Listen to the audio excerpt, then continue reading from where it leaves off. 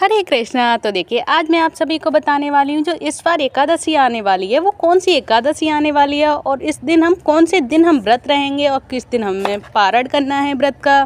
तो इस वीडियो में मैं आप सभी को सारी जानकारी देने वाली हूँ। प्लीज़ ध्यान से मन लगाकर सुने, क्योंकि इस बार हो रही है रमा एकादशी और इस एकादशी को कैसे रखेंगे, क्या खाएंगे इस व्रत में, क्या नहीं खाएंगे, क्या खाना वर्जित है और कौन से दिन हो रहा है शुभ मुहूर्त और इस दिन कौन कौन से योग बन रहे हैं।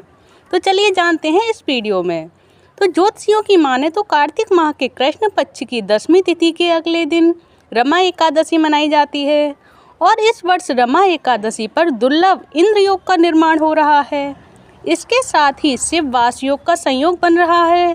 इस योग में जगत के पालनहार भगवान विष्णु की पूजा करने से साधक की हर मनोकामना पूर्ण होगी। और सनातन धर्म में कार्तिक महीने का जो विशेष महत्व होता है और यह महीना जगत के पालनहार भगवान विष्णु को समर्पित है और इस महीने में रमा और देव उठनी एकादशी भी मनाई जाती है। वहीं प्रतिदिन भगवान विष्णु संग तुलसी माता की पूजा की जाती है और कार्तिक मास में जगत के पालनहार भगवान विष्णु योग निद्रा से जागते हुए हैं और इस शुभ अवसर पर देव उठनी एकादशी भी मनाई जाती है।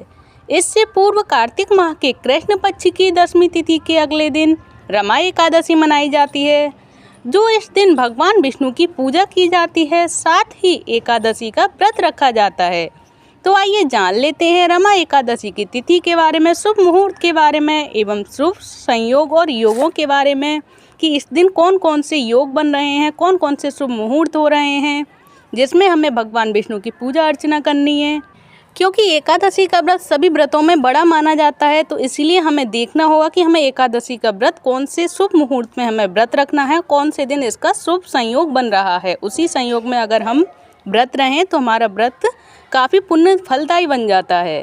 तो चलिए जान लेते हैं। तो वैदिक पंचांग के अनुसार कार्तिक माह के कृष्ण पक्ष की एकादशी तिथि 27 अक्टूबर को सुबह 5:23 पर शुरू होगी और वहीं 28 अक्टूबर को सुबह 7:50 पर समाप्त होगी। और वैष्णव समाज के अनुयायी 28 अक्टूबर को रमा एकादशी मनाएंगे। अतः सामान्य जन 28 अक्टूबर को रमा एकादशी मना सकते हैं। वहीं 29 अक्टूबर को सुबह 6:31 से लेकर 8:44 के मध्य साधक पारण कर सकते हैं व्रत का। इसके लिए आप स्थानीय पंचांग का सहारा भी ले सकते हैं। तो देखिए, ये रही शुभ डेट के बारे में कि हमें कौन से दिन हमें व्रत रहना चाहिए और कौन से दिन कौन कौन व्रत रहेगा, कि हमें व्रत गृहस्थ वालों को कब रहना है और वैष्णव लोगों को कब रहना है व्रत। तो जो सनातन धर्म में एकादशी व्रत का जो विशेष महत्व है, अब मैं आप सभी को महत्व बता रही हूँ कि एकादशी व्रत का, रमा एकादशी व्रत का महत्व क्या होता है और क्यों हम रमा एकादशी का व्रत रहते हैं और क्यों मनाया जाता है।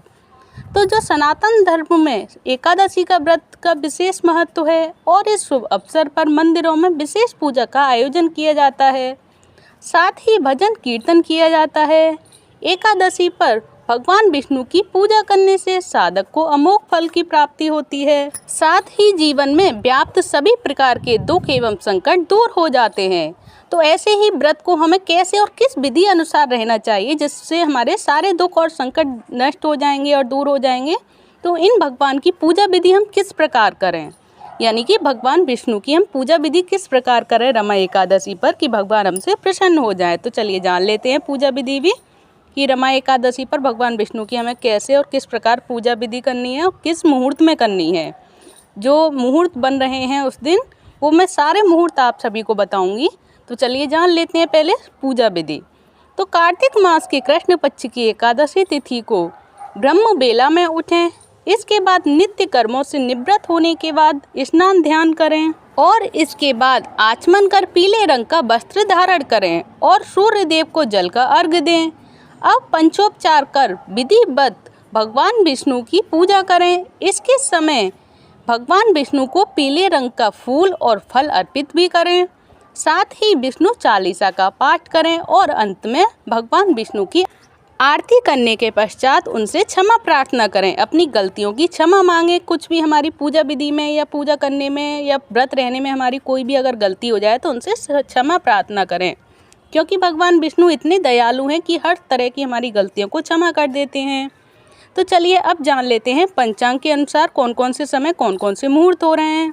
तो सबसे पहले सूर्योदय, तो सूर्योदय होगा इस दिन सुबह 6:30 पर और सूर्यास्त का समय है शाम 5:39 पर। वहीं चंद्रोदय होगा देर रात 3:36 पर, जो 29 अक्टूबर को होगा। और इसके बाद चंद्रास्त का समय है दोपहर 3:32 पर। वहीं ब्रह्म मुहूर्त होगा सुबह 4:48 से 5:39 पर। और इसका विजय मुहूर्त रहेगा दोपहर 1:56 से 2:41 तक। और वहीं गोधूली मुहूर्त रहेगा शाम 5:39 से 6:05 तक। और निशिता मुहूर्त है इस दिन रात्रि 11:39 से 12:31 तक। तो देखिए इन समय का ध्यान रखें, क्योंकि ये जो मुहूर्त होते हैं इन्हीं में अगर हम भगवान विष्णु की पूजा अर्चना जिस समय की जाती है उसी समय करें तो भगवान विष्णु हमसे प्रसन्न होते हैं और मनवांछित फल की प्राप्ति होती है। तो देखिए ये रही आप सभी की कि हम कौन से दिन हम व्रत रहें भगवान विष्णु के लिए, कौन से दिन पारण करें और कौन से दिन किस किस को रहना चाहिए। तो ये सारी जानकारी मैंने आप सभी को इस वीडियो में बता दी है। आप सभी को ये सारी जानकारी कैसी लगी प्लीज़ मुझे कमेंट बॉक्स में बताया करें, जिससे कि मुझे भी पता चले कि आपको सही लगती है या कोई कमी है तो मैं उस कमियों को सुधार कर सकूं। तो चलिए ये रही आप सभी के लिए शुभ डेटों के बारे में, शुभ संयोगों के बारे में जो आप सभी के लिए क्लियर हो चुके हैं। आप सभी को ये सारी जानकारी अगर अच्छी लगी हो तो प्लीज़ वीडियो को लाइक करें, चैनल को सब्सक्राइब करें। धन्यवाद। तो चलिए अब मैं आप सभी को बता देती हूँ जो इस बार हो रही है रमा एकादशी, और इस रमा एकादशी पर हमें क्या खाना चाहिए और क्या नहीं खाना चाहिए, क्योंकि रमा एकादशी एकादशियों में काफ़ी बड़ी मानी जाती है। और अगर इस एकादशी पर हम गलत चीज़ें खा लेते हैं तो हमारा व्रत भंग हो जाता है, यानी कि व्रत बेकार हो जाता है। तो हमें इस दिन हमें क्या क्या चीज़ें खानी चाहिए और क्या चीज़ें नहीं खानी चाहिए, तो इस वीडियो में मैं आप सभी को यही बताने वाली हूँ कि इस वीडियो पे कि इस दिन हमें भगवान विष्णु के लिए जो हम व्रत रहते हैं तो उनको क्या क्या पसंद है और उनके लिए हमें क्या क्या हमें खाना चाहिए और उनके ही लिए हमें क्या क्या उस दिन वर्जित कर देना चाहिए। तो चलिए जान लेते हैं। तो रमा एकादशी का दिन जो व्रतों में शुभ माना जाता है, और एकादशी व्रत प्रति माह कृष्ण और शुक्ल पक्ष में मनाई जाती है, और इस दिन भगवान विष्णु की पूजा करने का विधान है, ये आप सभी को पता है। और ऐसा माना जाता है कि इस दिन भगवान विष्णु की उपासना करने से साधक के सभी पापों का नाश हो जाता है। तो आइए जान लेते हैं ऐसी ही रमा एकादशी के व्रत के बारे में कि हमें क्या खाना चाहिए और क्या नहीं खाना चाहिए। तो रमा एकादशी व्रत के जो पावन दिन पर साधक को दूध, दही, फल, शरबत, साबूदाना, बादाम, नारियल, शकरकंद, आलू, मिर्च, सेंधा नमक, राजगीर का आटा आदि का सेवन कर सकते हैं। और इस दिन व्रती की इस बात का विशेष ध्यान रखें कि श्री हरि की पूजा के बाद ही कुछ ग्रहण करें, और उनको भोग का उनके इन चीज़ों का जो भी हमें खाना है, जो भी हमें सेवन करना है, उन चीज़ों का भोग लगाकर ही प्रसाद के रूप में जो प्रसाद बनाते समय पवित्रता का विशेष ध्यान भी रखें, और उस प्रसाद को खाते समय भी भगवान विष्णु का नाम लेकर ही उस प्रसाद को खाएं। और जो भी हम उनको ग्रहण कराते हैं भगवान विष्णु को और उनको जो भोग लगाते हैं उसको प्रसाद रूप में खाएं, खाने के रूप में नहीं बल्कि प्रसाद के रूप में पाएं उनको, जिससे व्रत में किसी प्रकार की कोई दिक्कत ना आए और भगवान विष्णु हमसे प्रसन्न रहें।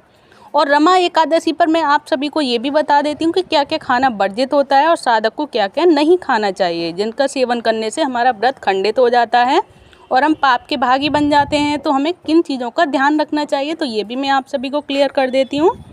तो जो साधक रमा एकादशी का व्रत रख रहे हैं उन्हें अपने खान पान का जो विशेष ध्यान रखना चाहिए, क्योंकि यह व्रत को सफल और असफल बनाने में अहम भूमिका निभाता है और इससे व्रत खंडित भी हो सकता है। ऐसे में व्रती को एकादशी के शुभ अवसर पर अन्न का सेवन नहीं करना चाहिए। इसके अलावा इस मौके पर तामसिक भोजन जैसे कि मांस, मदिरा, प्याज, लहसुन आदि से भी दूर रहना चाहिए। अगर किसी को हम अपने हाथ से भी देते हैं तो हमारा व्रत बेकार हो सकता है, तो हमें अपने हाथ से भी किसी को इन चीज़ों को नहीं देना है, अपनी किचन में ही इन चीज़ों का यूज नहीं करना है। तो वहीं स्थिति पर चावल और नमक का सेवन पूर्णतः वर्जित माना गया है। अगर कोई व्रत ना भी कर रहा हो तो उन्हें भी इन चीज़ों का सेवन से बचना चाहिए, क्योंकि एकादशी तो सबके लिए होती है। अगर हम व्रत भी नहीं रह रहे हैं तो इन चीज़ों को हमें वर्जित कर देना चाहिए, यानी कि इस दिन हमें इन चीज़ों का नहीं खाना चाहिए। और मैं आप सभी को ये भी बता देती हूँ कि भगवान विष्णु को जब हम भोग लगाते हैं तो हमें किन मंत्रों का उच्चारण करना चाहिए भगवान विष्णु को भोग लगाते समय, जिससे भगवान विष्णु हमारा द्वारा भोग लगाया हुआ भोग प्रसाद ग्रहण करें और उनको पाएँ और हमें रूप में वो भोजन हमें फिर से हमें प्राप्त हो सके। तो हमें किन मंत्रों द्वारा भगवान विष्णु को भोग लगाना चाहिए, तो ये भी जान लीजिए आप सभी। तो भगवान विष्णु को भोग लगाते समय इन मंत्रों का उच्चारण करें। त्वदीयं वस्तु गोविंदम तुभ्यमेव समर्पये ग्रहाण संभो भूत्वा प्रसीद परमेश्वर। तो ये है भगवान विष्णु को भोग लगाने का मंत्र। मैं फिर से रिपीट कर देती हूँ अगर आप सभी की नहीं समझ में आया हो तो। त्वदीयं वस्तु गोविंदम तुभ्यमेव समर्पये ग्रहाण सम्मुखो भूत्वा प्रसीद परमेश्वर। तो ये है भगवान विष्णु को भोग लगाने का मंत्र, जिसको आपको 2 बार तो कम से कम बोलना ही है, जिससे भगवान विष्णु भोग लगा सकें और फिर वही भोग प्रसादी हम उसे प्रसाद रूप में ग्रहण कर सकें।